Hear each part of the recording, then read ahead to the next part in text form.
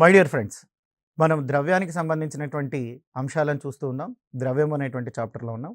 So, ఈ ద్రవ్యం అనేటువంటి చాప్టర్‌లో ఈ ఎపిసోడ్‌లో చూసినట్లయితే ద్రవ్య సప్లై యొక్క కొలమానాల్ని చూస్తున్నాం. అంటే ద్రవ్య సప్లైకి సంబంధించినటువంటి కొలమానాలు, ఈ కొలమానాలకు ఇచ్చినటువంటి డెఫినేషన్స్ ఇది చాలా ఇంపార్టెంటు.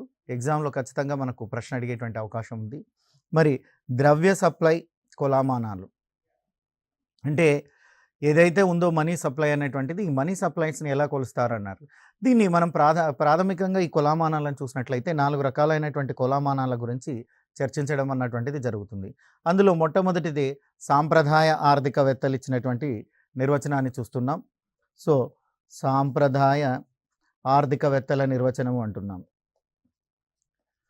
సో, అదే విధంగా చూసినట్లయితే ఈ సాంప్రదాయ ఆర్థికవేత్తలతో పాటుగా మనం చూసినట్లయితే మనకు క్లియర్‌గా ఏం కనపడుతున్నాయి అంటే సాంప్రదాయ ఆర్థికవేత్తలను మనం చూసినట్లయితే వీటికి సంబంధించినటువంటి విషయాల్లో రెండవది ఏంటయ్యా అంటే చికాగో శాస్త్రవేత్తలు ఎవరైతే ఉన్నారో ఆ చికాగో శాస్త్రవేత్తల యొక్క నిర్వచనాన్ని చూస్తాం.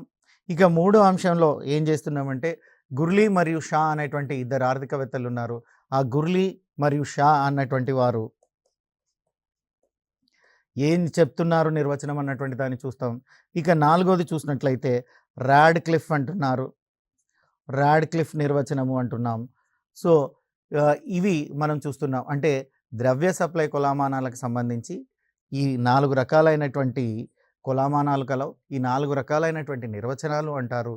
ఈ 4 రకాలైనటువంటి కొలమానాలను మనం ఇప్పుడు చూడడం అన్నటువంటిది జరుగుతుంది. మొదటగా నేను మీకు సాంప్రదాయ ఆర్థికవేత్తల నిర్వచనాన్ని పరిచయం చేస్తాను. సో, సాంప్రదాయ ఆర్థికవేత్తల నిర్వచనం అంటే ట్రెడిషనల్ ఎకనామిస్టులు ఏమైనా డెఫినేషన్ ఇస్తున్నారు. So, which type of definition given by the traditional economists.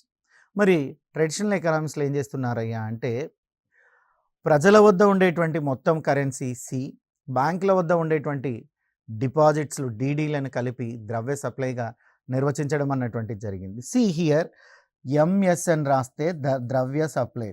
So, ఈ ద్రవ్య సప్లైని ఎలా చూస్తున్నారయ్యా అంటే సి ప్లస్ డిడి అంటున్నారండి.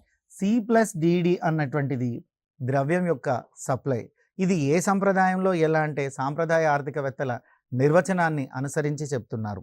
ఇక్కడ ఎంఎస్ అన్నటువంటిది దేనికి వాడుతున్నారయ్యా అంటే ద్రవ్యం యొక్క సప్లై అని అర్థం అండి. Money supply. ఎంఎస్ అంటే ద్రవ్య సప్లై అని వాడుతున్నాము. ద్రవ్య సప్లై. అదేవిధంగా సి అంటే సిని ఏమంటున్నారయ్యా అంటే ప్రజల వద్ద ఉండేటువంటి మొత్తం కరెన్సీని సి అంటున్నాం.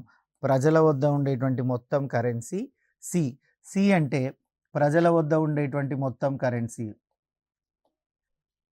ప్రజల వద్ద ఉండేటువంటి మొత్తం కరెన్సీ. డిడి అంటే బ్యాంకుల వద్ద ఉండేటువంటి డిమాండ్ డిపాజిట్స్. డిడి అంటే బ్యాంకుల వద్ద ఉండేటువంటి డిమాండ్ డిపాజిట్స్. ఇది ఎవరు చెప్పారు? సాంప్రదాయ ఆర్థికవేత్తలు నిర్వచించినటువంటి ద్రవ్య సప్లై యొక్క నిర్వచనం.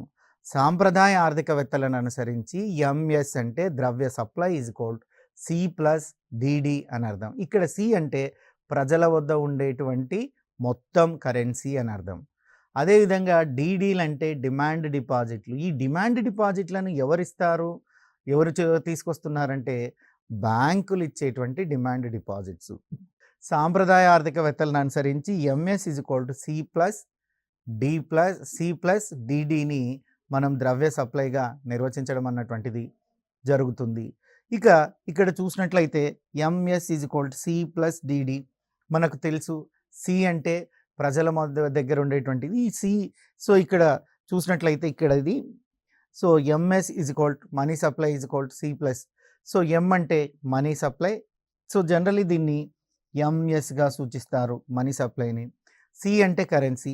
ఈ కరెన్సీ అంటే మనం గుర్తుపెట్టుకోవాల్సింది ఏంటయ్యా అంటే ప్రజల దగ్గర ఉండేటువంటి మొత్తం కరెన్సీ అని అర్థం. అవి నోట్లు కావచ్చు, నాణ్యాలు కావచ్చు, ఇంకేదైనా కావచ్చు. ప్రజల దగ్గర ఉండేటువంటి మొత్తం కరెన్సీనే మనం కరెన్సీ అని చెప్తున్నాం. అందుకోసమే నేను ప్రజల వద్ద ఉండే మొత్తం కరెన్సీ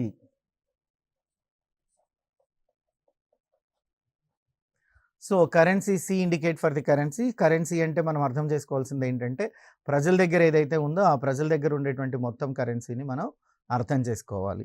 ఇక చూసినట్లయితే డీడీ డిమాండ్ డిపాజిట్స్. డిపాజిట్స్ ఎవరిస్తారు? వాణిజ్య బ్యాంకులన్నీ డిమాండ్ డిపాజిట్స్ని ఇస్తాయి. సో బ్యాంకుల ద్వారా లేదా బ్యాంకుల వద్ద ఉండేటువంటి డిమాండ్ డిపాజిట్లు బ్యాంకుల వద్ద గలవి. సో ఈ బ్యాంకుల వద్ద కలిగినటువంటి డిమాండ్ డిపాజిట్స్ ఏదైతే ఉన్నాయో ఆ బ్యాంకుల వద్ద ఉండేటువంటి డిమాండ్స్ డిపెండ్స్ని దీన్ని ఈ డెఫినేషన్ చెప్పడం జరిగింది. అంటే సాంప్రదాయ ఆర్థికవేత్తలను అనుసరించి ఎంఎస్ ద్రవ్య ప్రవాహము లేదా money supply is equal C plus DD. దీన్నే సాంకేతిక ఫార్ములా చెప్తే దీన్ని థియరిటికల్గా చెప్పాలన్నప్పుడు ద్రవ్య సప్లై కావాలి అంటే ప్రజల దగ్గర ఉండేటువంటి కరెన్సీ మొత్తానికి వాణిజ్య బ్యాంకుల వద్ద ఉండేటువంటి డిమాండ్ డిపాజిట్లను కలపగా వచ్చు దానిని ద్రవ్య ప్రవాహము అంటారు. ఈ డెఫినేషన్ మర్చిపోకూడదు. ద్రవ్య ప్రవాహం సాంప్రదాయ ఆర్థికవేత్తలను అనుసరించి ద్రవ్య ప్రవాహం అనగా ఏమి? సో అప్పుడు మనం ఏం చెప్పాల్సి ఉంటుందయ్యా అంటే ప్రజల వద్ద ఉండేటువంటి మొత్తం కరెన్సీకి బ్యాంకుల వద్ద ఉండేటువంటి డిమాండ్ డిపాజిట్లను కలుపుకొనగా వచ్చేటువంటి దానినే ద్రవ్య సప్లై అని చెప్తారు లేదా ద్రవ్య సప్లై అని చెప్పబడును అంటారు. వెరీ వెరీ ఇంపార్టెంట్, దీన్ని మర్చిపోవద్దండి. C plus DD is equal to MS. MS అంటే సి ప్లస్ డిడి. ఇది మీరు ఒక 25 to 30 టైమ్స్ రాస్తూ ప్రాక్టీస్ చేస్తూనే ఉండాలి. హియర్ సి అంటే ప్రజల వద్ద ఉండేటువంటి కరెన్సీ, డిడి అంటే వాణిజ్య బ్యాంకుల వద్ద ఉండేటువంటి డిమాండ్ డిపాజిట్లు అని మీరు నేర్చుకుంటూనే ఉండాలి. ఇక రెండవ దాన్ని చూద్దాం. సో మొదటిది సంకుచితత్వంతో ఉంటుంది అని చెప్తారు. మొదటి దాన్ని మనం చూసినట్లయితే సంకుచితత్వంగా అంటే సంకుచితమైనది, నారోయిస్ట్ మైండ్ ఉంది అనేటువంటి నిర్వచనం చెప్తున్నారు. ఇక చికాగోది ఈ మొదటి దానికన్నా కొంత బెటర్గా ఉంది. అంటే సామాన్య ఆర్థికవేత్తలు ఇచ్చినటువంటి నిర్వచనము కన్నా కొంత విస్తృతమైనటువంటి నిర్వచనాన్ని చికాగో ఆర్థికవేత్తలు ఇచ్చారని మనం చెప్పవచ్చును. మరి చికాగో ఆర్థికవేత్తలు ఏం చేస్తున్నారయ్యా అంటే చికాగో ఆర్థికవేత్తల ప్రకారం ఎంఎస్ ద్రవ్య ప్రవాహము లేదా money supply is equal C plus DD plus TD. ఇక్కడ అభ్యర్థులు గమనించాల్సింది ఏంటయ్యా అంటే ఏదైతే సాంప్రదాయ ద్రవ్య నిర్వచనం ఉందో ఆ సాంప్రదాయ ద్రవ్య నిర్వచనానికి టైం డిపాజిట్లను చేర్చగా చికాగో ఆర్థికవేత్తల నిర్వచనం వచ్చును. సో ఇక్కడ చికాగో ఆర్థికవేత్తల నిర్వచనాన్ని చూసినట్లయితే ఎంఎస్ ద్రవ్య ప్రవాహము మనీ సప్లై ఈజ్ ఈక్వల్ ప్రజల వద్ద ఉన్న కరెన్సీ సి ప్లస్ బ్యాంకుల వద్ద ఉండేటువంటి డిమాండ్ డిపాజిట్లు డిడి. సో ఇక్కడి వరకు చూసినట్లయితే మనకు MS is equal C plus DD అన్నటువంటిది ఒక ఫార్ములా. ఇదేంటి? సాంప్రదాయబద్ధ ఆర్థికవేత్తలు నిర్వచించినటువంటి ద్రవ్య సప్లై. ఈ సాంప్రదాయ ఆర్థికవేత్తలు నిర్వచించినటువంటి ద్రవ్య సప్లైకి ప్లస్ టైం డిపాజిట్లను కలపగా టైం డిపాజిట్లను చేర్చగా ఏమి వచ్చును అంటే చికాగో ఆర్థికవేత్తల నిర్వచనం వచ్చును. సో పాటు టర్మ్ డిపాజిట్లు అన్నటువంటివి ఏవైతే ఉన్నాయో ఈ టర్మ్ డిపాజిట్లను కలపగా వచ్చేటువంటి దాన్నే మనం ఏమంటున్నామయ్యా అంటే చికాగో ఆర్థికవేత్తల నిర్వచనము అంటున్నాము. ఇప్పుడు మనము సాంప్రదాయ ఆర్థికవేత్తలకు చికాగో ఆర్థికవేత్తలకు ఏవైనా తేడాలు ఉన్నాయా అన్నటువంటి అంశాన్ని పరిశీలిద్దాం. అక్కడ ఇక్కడ ద్రవ్య సప్లై, అక్కడ ఇక్కడ అంటే సాంప్రదాయ ఆర్థికవేత్తలు కూడా ప్రజల వద్ద ఉండేటువంటి మొత్తం కరెన్సీని సిగా నిర్వచించడం అన్నటువంటిది జరిగింది. సో మరి సి ప్లస్ డిడి అంటే డిమాండ్ డిపాజిట్లు ప్రజల వద్ద ఉండేటువంటి కరెన్సీకి బ్యాంకుల వద్ద ఉండేటువంటి డిమాండ్ డిపాజిట్లను కలపగా వచ్చినటువంటి దాన్ని ద్రవ్య ప్రవాహం అని సాంప్రదాయవేత్తలు నిర్వచించినారు. ఇదే సాంప్రదాయవేత్తల నిర్వచనానికి అదనంగా టర్మ్ డిపాజిట్స్‌ని, టైమ్ డిపాజిట్స్ ఏవైతే టర్మ్ డిపాజిట్స్ ఉన్నాయో, ఈ టర్మ్ డిపాజిట్స్‌ని కలపగా అంటే ప్లస్ టర్మ్ డిపాజిట్స్ చికాగోలో ఏం చెప్తున్నారయ్యా అంటే అడిషనల్‌గా టీడీని చేర్చమని చెప్తున్నారు. అంటే సి ప్లస్ డిడి అనేది సాంప్రదాయాల నిర్వచనం అయితే, దీనికి అదనంగా టీడీని కలిపితే చికాగో నిర్వచనం అవుతుంది. అదనంగా టీడీని కలిపితే చికాగో నిర్వచనం అవుతుంది. అంటే చికాగో ఆర్థికవేత్తలు సాధారణ సాంప్రదాయ ఆర్థికవేత్తల కన్నా విస్తృతమైనటువంటి నిర్వచనాన్ని ఇచ్చారని అర్థం. ఆ విస్తృతమైనటువంటి నిర్వచనం ఏంటంటే అడిషనల్‌గా టీడీని కలపమంటున్నారు. టీడీని కలపమంటున్నారు. ఇక ఇక్కడ చూసినట్లయితే వీరి సాంప్రదాయం ప్రకారం M is equal C plus DD plus TD. So M is equal C plus DD plus DD. ఇది MS is equal C plus DD plus TD. So మరి ఇక్కడ ఎంఎస్ స్టాండ్ ఫర్ అంటే ఎంఎస్ అంటే ఏంటంటే మనీ సప్లై ద్రవ్య ప్రవాహము.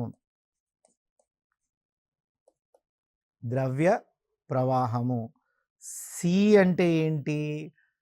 ప్రజల వద్ద ఉండేటువంటి మొత్తం కరెన్సీ. సి అంటే ప్రజల వద్ద ఉండే మొత్తం కరెన్సీ. మరి డీడీలు తెలుసు, బ్యాంకులు ఇచ్చేటువంటి డిమాండ్ డిపాజిట్స్. డీడీలు బ్యాంకుల దగ్గర ఉండేటువంటి డిమాండ్ డిపాజిట్స్. ఇక కొత్తగా ఏమొచ్చింది? టీడీ అని వచ్చింది. టర్మ్ డిపాజిట్ అన్నటువంటిది కొత్తగా వచ్చింది. అంటే సాధారణ సాంప్రదాయ ఆర్థికవేత్తలు ఇచ్చినటువంటి నిర్వచనానికి టర్మ్ డిపాజిట్లను చేర్చగా చికాగో నిర్వచనం వచ్చును. చికాగో నిర్వచనము ఈజ్ ఈక్వల్ చికాగో ఆర్థికవేత్తలు ద్రవ్య supply is equal to C plus DD plus TD అని మనం నిర్వచించడం అన్నటువంటిది జరిగింది. ఆ తర్వాత చూస్తే గుర్లే మరియు షా అనేటువంటి ఇద్దరు ఆర్థికవేత్తలు నిర్వచించారు. వీరి నిర్వచనం పై రెండు నిర్వచనాల కన్నా అంటే చికాగో నిర్వచనం కన్నా సాంప్రదాయ ఆర్థికవేత్తలు ఇచ్చేటువంటి నిర్వచనం కన్నా కొంచెం విస్తృతమైనటువంటిది. పై రెండిటికన్నా ఇది విస్తృతమైనటువంటిది. చూద్దాం. ప్రజల వద్ద ఉండే కరెన్సీ బ్యాంకుల వద్ద ఉన్న డిమాండ్ డిపాజిట్లతో పాటుగా జనరలీ ఇక్కడ మనం గుర్లే అండ్ షాను మాట్లాడుతున్నాం. ఎంఎస్ గురించి ఆయన చెప్తున్నారు, ద్రవ్య సప్లై గురించి వారు మాట్లాడుతున్నారు. వారిరువురు ద్రవ్య సప్లై గురించి మాట్లాడుతున్నారు. ప్రజల వద్ద ఉండే కరెన్సీ సి ప్లస్ బ్యాంకుల వద్ద ఉండే డిమాండ్ డిపాజిట్లు డిడితో పాటుగా బాండ్సు, బ్యాంకేతర మధ్యవర్తుల అప్పులు మొదలగు వాటిని ద్రవ్య సప్లై నిర్వచనంగా చూపిస్తున్నారు. ద్రవ్య సప్లై నిర్వచనంగా చూపిస్తున్నారు. అదేంటంటే bonds plus loans. గుర్లే and Shah ఏం చెప్తున్నారయ్యా అంటే ప్లస్ బాండ్స్, లోన్లు వీటిని ద్రవ్య సప్లైగా చూపించడం అన్నటువంటిది జరిగింది. వీటిని ద్రవ్య సప్లైగా చూపిస్తున్నారు. ద్రవ్య సప్లై సి ప్లస్ ఏం చెప్తున్నారు? TT plus C plus DD plus term deposits plus అంటే వారిచ్చినటువంటి నిర్వచనానికి ఇక్కడి వరకు చూసినట్లయితే C plus DD plus TD అన్నటువంటిది చికాగో ఆర్థికవేత్తలు ఇచ్చినటువంటి నిర్వచనం. ఈ చికాగో ఆర్థికవేత్తలు ఇచ్చినటువంటి నిర్వచనానికి అదనంగా బాండ్లను, లోన్లను కలిపి చెప్పాలని గుర్లే అండ్ షా అన్నటువంటి వారు నిర్వచించినారు. అంటే వీరి ప్రకారం చూసినట్లయితే MS is equal C plus DD plus TD. ఇక్కడి వరకు బాగానే ఉంది. ఇక్కడ ఏం చెప్తున్నారు అంటే ప్లస్ బాండ్స్ ప్లస్ లోన్స్ అని చెప్పడం జరిగింది. Then I'm going to discuss about the Radcliffe committee. ఈ రాడ్క్లిఫ్ కమిటీ అనేటువంటి నిర్వచనం చూస్తే ద్రవ్యానికి సంబంధించి ద్రవ్య సప్లైకి సంబంధించినటువంటి 4వ నిర్వచనంగా మనం చెప్తూ ఉన్నాం. ఈ రాడ్క్లిఫ్ ఏమంటున్నారంటే ద్రవ్యత్వ పద్ధతి అని చెప్పడం జరుగుతుంది. రాడ్క్లిఫ్ ఇచ్చినటువంటి నిర్వచనాన్ని ద్రవ్యత్వ పద్ధతి అని చెప్తున్నాం.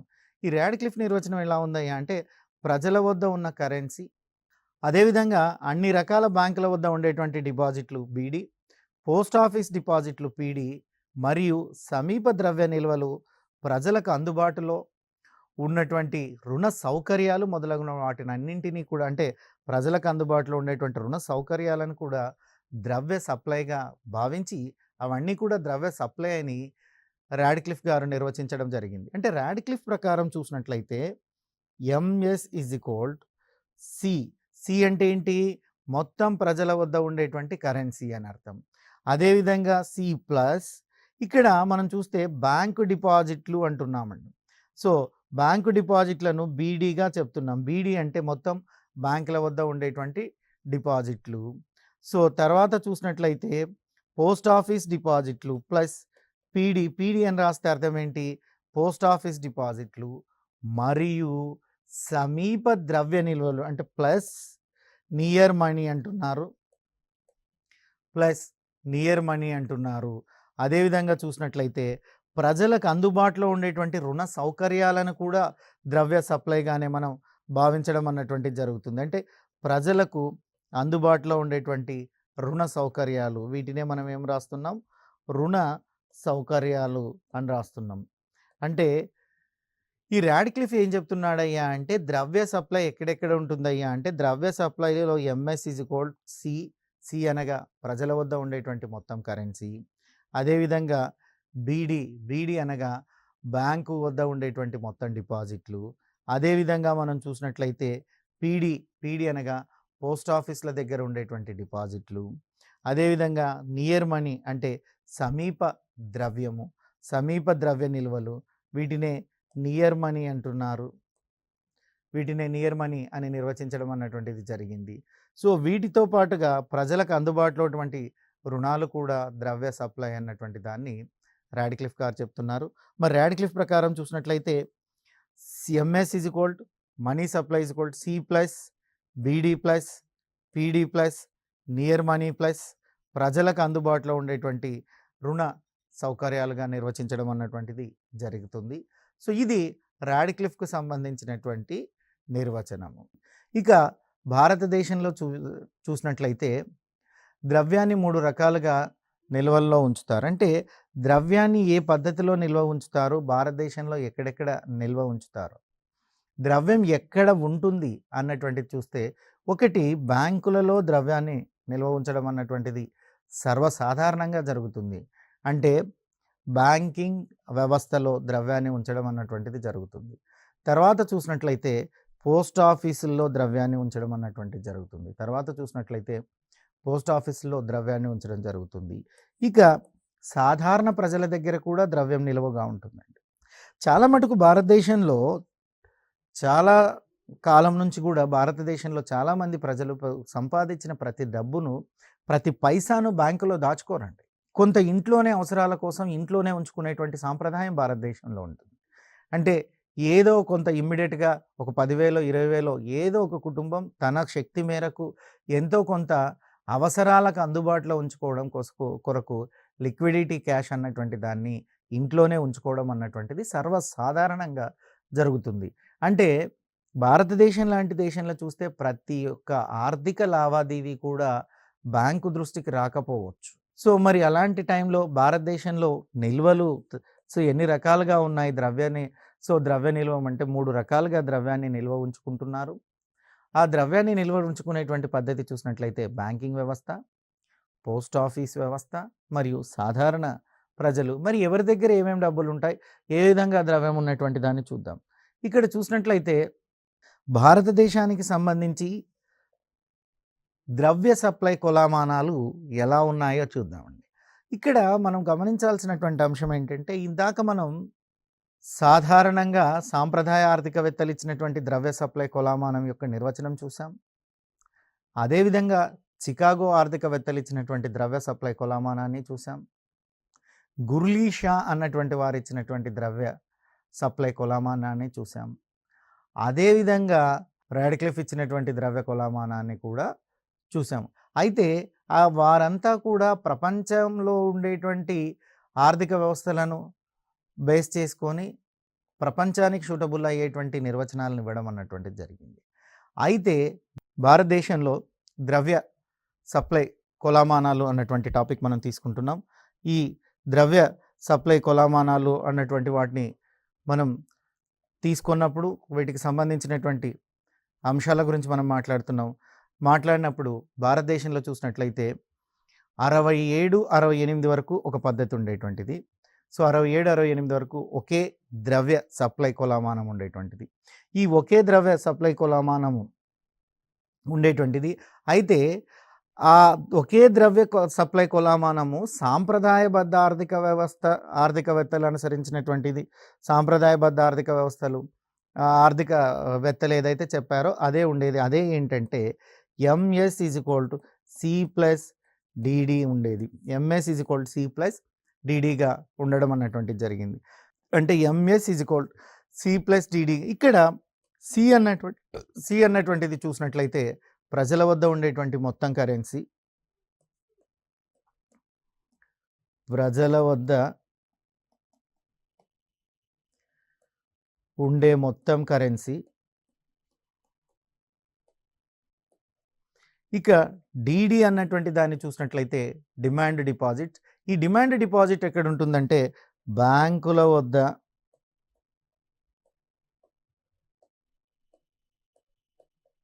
గల డిమాండ్ డిపాజిట్.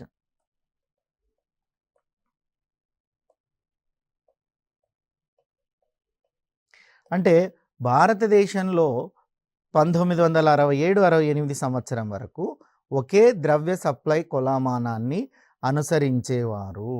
ఆ ఒకే ద్రవ్య సప్లై కొలమానం ఏంటయ్యా అంటే MS is equal to C plus DD. MS is equal to C plus DD అన్నటువంటి దాన్ని వినియోగించేవారు. ఇదే మనం ఏమంటున్నాం, సాధారణ సాంప్రదాయ ఆర్థికవేత్తలు ఇచ్చినటువంటిది. అంటే దీన్ని మనం ఏం చెప్తున్నామంటే ఇంతకుముందు సాంప్రదాయ ఆర్థికవేత్తలు ఏదైతే ఇచ్చారో ఈ సాంప్రదాయ ఆర్థికవేత్తలు ఇచ్చినటువంటి నిర్వచనమే ఉండేది.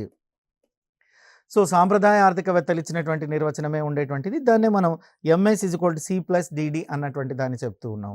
మరి ఇది సాంప్రదాయ ఆర్థిక వ్యవస్థలు ఇచ్చినటువంటి కొలమానంతో సరిపోయి ఉండేటువంటిది. 1968 తర్వాత పరిస్థితి ఏంటి అన్నటువంటి దాన్ని చూసినట్లయితే 1968 తర్వాత సమిష్టి ద్రవ్య వనరులు అన్నటువంటి దాన్ని మనం చూసాం. 1968 తర్వాత సమిష్టి ద్రవ్య వనరులు, మోనిటరీ అగ్రిగేటివ్స్ అన్నటువంటి విధానానికి మనం వచ్చేసాం. సమిష్టి ద్రవ్య వనరులు అనేటువంటి దానికి అనే కొలమానం, దీన్ని బేస్ చేసుకునే కొలమానాన్ని ప్రకటించారు.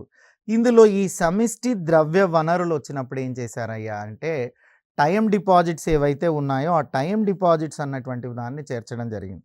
సో టైం డిపాజిట్స్ అని చేర్చారు. అంటే 68 తర్వాత భారతదేశంలో ద్రవ్య సప్లై ఎలా ఉందంటే MS is equal C plus DD plus TD. MS is equal C plus DD plus TD. ఇక్కడ సి అన్నటువంటిది మనందరికీ తెలిసినటువంటిదే, ప్రజల వద్ద ఉండేటువంటి మొత్తం కరెన్సీ. సి అన్నది ఏంటంటే ప్రజల వద్ద ఉండే మొత్తం కరెన్సీ. మరి డిడి అన్నటువంటిది ఏంటయ్యా అంటే బ్యాంకుల వద్ద ఉండేటువంటి డిపాజిట్స్, డిమాండ్ డిపాజిట్స్. బ్యాంకుల వద్ద ఉండేటువంటి డిమాండ్ డిపాజిట్స్. మరి వీటికి అదనంగా ఏం చేర్చారయ్యా అంటే టైం డిపాజిట్ని చేర్చారు. అంటే కాల పరిమితి డిపాజిట్లను చేర్చడం వల్ల అంటే 1968 నుంచి కాల పరిమితి డిపాజిట్లను ద్రవ్య సప్లైలో చేర్చడం జరిగింది. దానినే మనం మానిటరీ అగ్రిగేట్స్ అని చెప్తున్నాము. సో మానిటరీ అగ్రిగేట్స్ అని చెప్తున్నాము. మరి ఇక 68 నుంచి భారతదేశంలో ద్రవ్య సప్లై ఏంటి అంటే MS is equal to C plus DD plus TD అంటున్నారు. సో అంటే 68 తర్వాత మనం చికాగో ఆర్థికవేత్తలు ఇచ్చినటువంటి నిర్వచనాన్ని మనం పోలినటువంటి నిర్వచనం తీసుకున్నాము. సో ఇది మనం ఇప్పుడు చూసినట్లయితే 68కి ముందు 68 తర్వాత భారతదేశంలో చూస్తున్నాం. ఈ ఎపిసోడ్లో మనం చూసినట్లయితే ముఖ్యంగా ద్రవ్య సప్లై అన్నటువంటి దాని గురించి డిస్కస్ చేశాం. ఈ ద్రవ్య సప్లై అన్నటువంటి దాన్ని మళ్ళీ మీకు ఒకసారి నేను రివైడ్ చేస్తాను. ఈ ద్రవ్య సప్లైని చూసినట్లయితే 4 రకాలైనటువంటి నిర్వచనాలు ఉన్నాయి ద్రవ్య సప్లైకి. అందులో మొట్టమొదటిది సాంప్రదాయ సాంప్రదాయ ఆర్థికవేత్తలు ఇచ్చినటువంటి నిర్వచనం. రెండోది చికాగో ఆర్థికవేత్తలు ఇచ్చినటువంటి నిర్వచనం. మూడోది గుర్లీ అండ్ షా ఇచ్చినటువంటి నిర్వచనం. నాలుగోది రాడ్క్లిఫ్ ఇచ్చినటువంటి నిర్వచనం. మరి సాంప్రదాయ ఆర్థికవేత్తలు ఇచ్చినటువంటి నిర్వచనం ఏంటయ్యా అంటే ఎంఎస్ ద్రవ్య supply is equal to C plus DD. So ఇక్కడ ఎంఎస్ అనేది ద్రవ్య సప్లై, సి అన్నటువంటిది ప్రజల వద్ద గల కరెన్సీ, మరి డిడి అన్నటువంటిది డిమాండ్ డిపాజిట్స్. మరి దాని తర్వాత చూసినట్లయితే చికాగో ఆర్థికవేత్తలు ఇచ్చినటువంటి నిర్వచనాన్ని చూద్దాం. చికాగో ఆర్థికవేత్తలు ఇచ్చినటువంటి నిర్వచనం ఏంటయ్యా అంటే MS is equal C plus DD plus TD. అంటే అడిషనల్గా టైం డిపాజిట్స్, టర్మ్ డిపాజిట్స్ని వీరు చికాగో శాస్త్రవేత్తలు అడిషనల్గా చేర్చమని చెప్తున్నారు. మరి చికాగో నిర్వచనం ప్రకారం MS is equal C plus DD plus TD. అంటే సాధారణ ఆర్థికవేత్తలు ఇచ్చినటువంటి నిర్వచనానికి టర్మ్ డిపాజిట్లను చేర్చగా చికాగో ఆర్థికవేత్తలు ఇచ్చినటువంటి నిర్వచనం వచ్చును. దీని తర్వాత మనం చూసినట్లయితే మూడోది గుర్లీ అండ్ షా. వీరు గుర్లీ అండ్ షా ఏమంటున్నారయ్యా అంటే ప్రజల వద్ద ఉన్న మొత్తం కరెన్సీ సి, బ్యాంకుల వద్ద ఉన్న మొత్తం డిమాండ్ డిపాజిట్లు డీడీలతో పాటు బాండ్సు, బ్యాంకేతర మధ్యవర్తుల అప్పులు మొదలగు వాటిని ద్రవ్య సప్లైగా నిర్వచించడం అన్నటువంటిది ఇందులో జరుగుతుంది. సో మరి గుర్లీ అండ్ షా ప్రకారం MS is equal C plus DD plus bonds plus loans etcetera ఇందులో డిస్కస్ చేయడం అన్నటువంటిది జరుగుతుంది. ఇక రాడ్క్లిఫ్ కమిటీ ఇచ్చినటువంటి నిర్వచనం ఏంటంటే దీనిని ద్రవ్యత్వ పద్ధతి అంటున్నారు. ఇందులో కరెన్సీ బీడీ, పీడీ. సో ఇక్కడ చూసినట్లయితే MS is equal to C plus, so currency C ప్రజల వద్ద ఉండేటువంటి కరెన్సీ సి, పోస్ట్ ఆఫీస్ డిపాజిట్లు, సో పిఓ డిపాజిట్స్ అని రాస్తారు, పిఓ సేవింగ్స్ ఉండేటువంటి రుణ సౌకర్యాలను కూడా కలిసింది. So C plus BD plus near money ప్రజలకు అందుబాటులో ఉండేటువంటి సౌకర్యాలను ఇక్కడ మనం చెప్పడం అంటూ జరుగుతుంది. ఇక భారతదేశంలో ద్రవ్యాన్ని 3 రకాలుగా నిల్వలు ఉంచుతున్నారు. మరి భారతదేశంలో ద్రవ్య సప్లై అనేటువంటి దాన్ని కూడా మనం చూసాం. అందులో M is equal to C plus DD అన్నటువంటి దాన్ని చూసాం. దాని తర్వాత 68 తర్వాత so M is equal to C plus DD plus TD అన్నటువంటి దాన్ని మనం చూస్తూ ఉన్నాం. ఇక తర్వాత చూసినట్లయితే ద్రవ్య సప్లై కొలమానాలు అన్నటువంటి దాన్ని నెక్స్ట్ ఎపిసోడ్లో ఇంకా అంటే 68 నుంచి 78 తర్వాత ఏ విధంగా మార్పు అయ్యేటువంటి రాబోయే ఎపిసోడ్లో మనం ఒకసారి చూద్దాం.